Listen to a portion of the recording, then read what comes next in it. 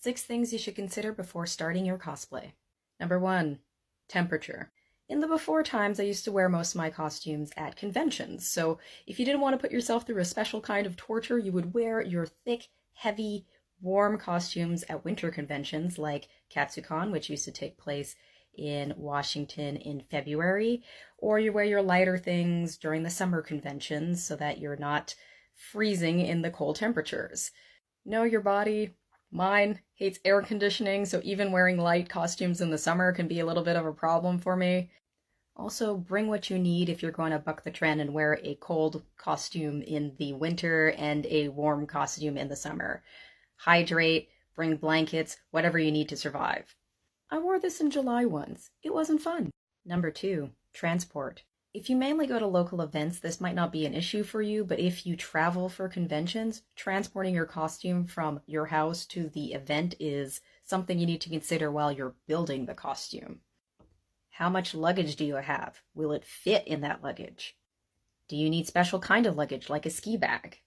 Or maybe even you need to ship it ahead of time. You can save yourself a lot of trouble down the road if you make certain big props or costume items detachable, removable, break apart into many pieces so that you can fit it into luggage that you already have and you can transport it to an event. This bow is as tall as me, but it breaks apart into 3 pieces and can fit into a check bag. I knew I was going to travel with this costume and hop onto a flight, so I made sure to build it accordingly ahead of time. Number 3, material choices. One of the rookie mistakes I made when I first started sewing and making my own costumes was to just go through the fabric store and just buy whatever was the right shade for the project that I was working on. And I would end up buying like upholstery vinyl instead of like pleather.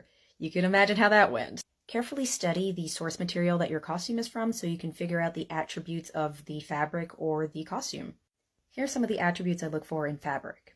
Matte versus shiny, light versus heavy. Is it sheer or is it opaque? Is it smooth or is it textured? Stretch, non-stretch? Is it a solid color or does it have a pattern? Do you need to be able to dye it? Also, what's your budget?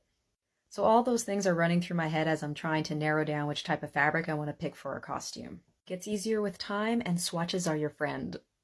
Number 4, dressing and undressing. There's many types of different fasteners to help you get in and out of a costume.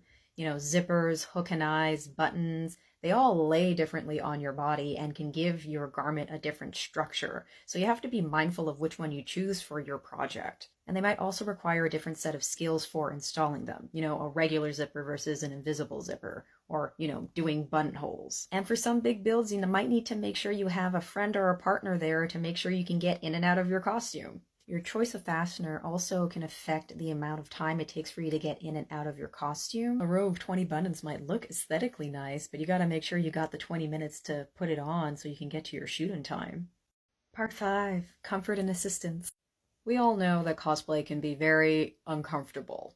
Knowing how comfortable your costume is can help you budget your time at a convention accordingly. Prioritize your events and schedule it so that you are comfortable and not miserable and in pain. Very big or awkward costumes might require you to have some assistance, and we usually call those at conventions handlers. For those big builds, it's a must having somebody there to help you navigate crowds or compensate for your impaired vision. Some cons even have a requirement in their policies that big costumes need a handler. Some quick tips: I like to make certain costume parts removable to navigate through big crowds, and I also bring flats so I can switch out of my high heels. Number 6, how are you going to the bathroom? That might sound like a very weird question, but it is vitally important. You need to know how to get in and out of your costume and how long it takes for you to get out of your costume so that you can go to the bathroom. Public washrooms are gross, they're wet, so you gotta be mindful of how many things do you need to take off to go to the washroom. Maybe you can only go when you go back to your own hotel room, so you gotta budget your time accordingly to make sure that you can make it back safely. And then afterwards you gotta put it back on and then go about your day. So if you have a really tight schedule, you gotta make sure that you plan accordingly. Story time. I was in a masquerade green room and I was telling somebody, oh, I can't wait until I go on stage so I can go to the washroom after this. And then she told me, yeah, I used to have that problem, but now I just wear diapers. Excuse me, ma'am?